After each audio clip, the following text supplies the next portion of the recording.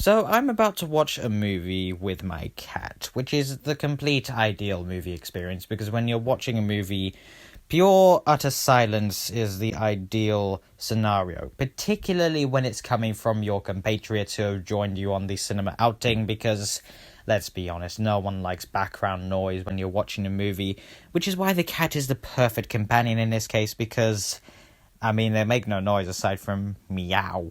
So, yeah, this should be interesting. It's a pretty gory film, apparently, so, it'll be interesting to see how, I'm sorry, I've forgotten your name, how the cat reacts to this. So, this should be a very interesting experience.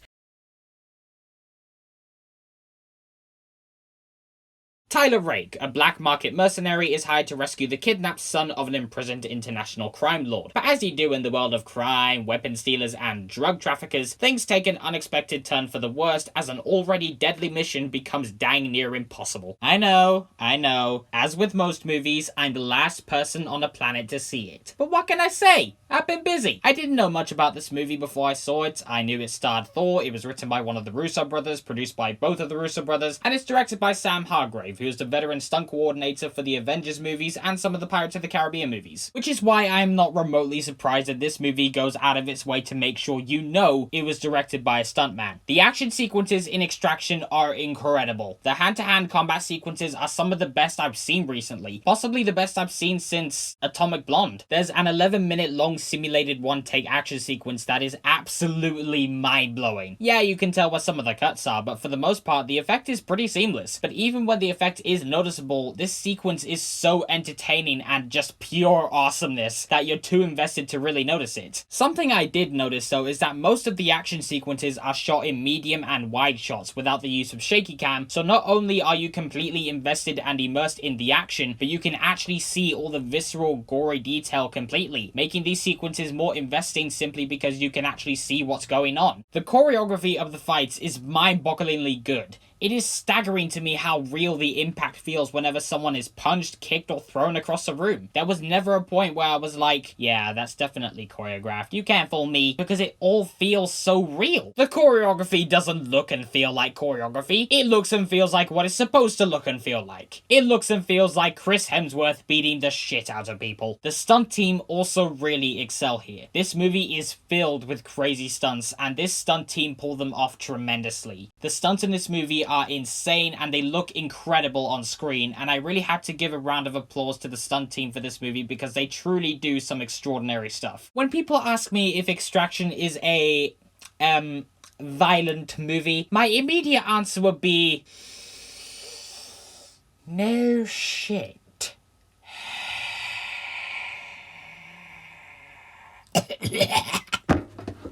Chris Hemsworth and co are killing people left and right, whether it's through beating the shit out of them, breaking/snapping their bones, shooting them, throwing them into walls, people flying into the air, people getting smashed by a wide variety of automobiles. The violence for me added to the intensity of the action sequences, as well as my overall enjoyment of the sequences themselves, because when you're watching Chris Hemsworth kicking ass and the camera lingers on the gruesome details, it leaves more of an impact than it would if it cut away. That's not to say that it wouldn't work if it did. I mean, it could, because in Star Wars: The Clone Wars, for example, it works because it uses the idea of cutting away before an arm or head is chopped off to create an impact through the power of suggestion. Here, you see everything from the start to its gory end, which creates an impact not just because you're seeing something brutal, gory, and honestly disgusting, but you also get a sense of the brutality of the world that these characters live in. Chris Hemsworth does a really good job as Tyler Rake. He's very charismatic and extremely likable. He's arguably the most fleshed out character, as we learn that he has a very tragic past, and over the course of the film we learn how this tragic event has gone on to shape who he is now. Hemsworth does a lot of the stunts himself, which did add a greater sense of tension to the action sequences purely because you know it's him doing it, and you are given just enough backstory and characterization in order to care for the dude. Then there's the kid that Hemsworth is rescuing. I'm sorry, I cannot pronounce your name, man, no disrespect or anything. He's really good in this movie, and the chemistry between himself and Hemsworth is very good in the small moments of interaction between them. them. However, therein lies the problem with this movie. This is a very fast-paced movie that takes place in a very small window of time, and because of that, there is very little time for these characters to breathe, and I mean that in a narrative and characterization sense, as well as in a literal sense. It is very rare that any character in this movie is given characterization outside of Hemsworth, which is unfortunate because the kid that he is rescuing in this movie, Ovi, he doesn't really get that much development despite the fact that he is the mission, essentially the center of this movie. He plays the piano, he moves his fingers on his knee like he's playing the piano to calm himself down, and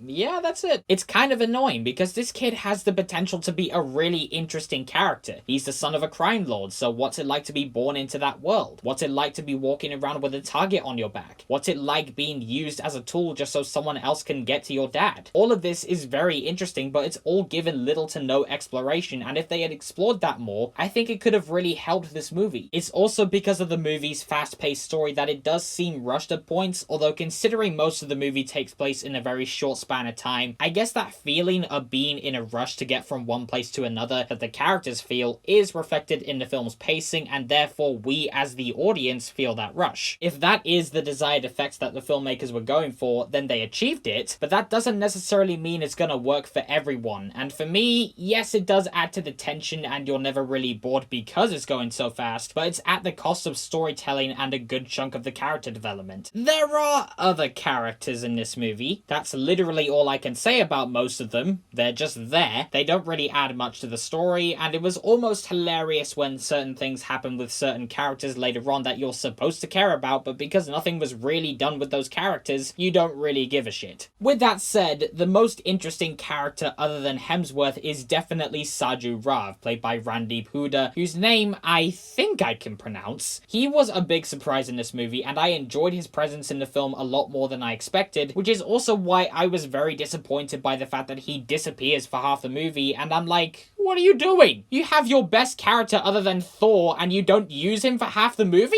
WTF! With all that said, I think this is a really fun action movie. When I look at this from the perspective of an action movie buff, which I kinda am, this movie is honestly a blast. I can still watch this movie and have fun because of the amazing action sequences, stunt work, direction, and the acting. Although it doesn't really offer much else beyond that, and if you're someone who doesn't really care for action movies or likes them but wants more substance out of them, then I'll be honest, this movie really isn't for you. I'm still gonna recommend you watch it though, because due to the film's presentation alone, there is still a lot of fun to be had with this movie, and I'd be lying if I said I wasn't extremely entertained by it, even if it's not a great movie. Extraction gets a 6.7 out of 10. So that was my review of Extraction. God, it feels weird to be talking about a new movie again. I do hope you enjoyed this video. Thank you so much as always for watching, but before I go, I would just like to ask you guys, what did you think of Extraction? Did you think it was good? Did you think it was bad? Did you think it was somewhere in the middle? Please leave your thoughts down in the comments below, and until next time, take care of yourselves, live long and prosper, and may the Force be with you.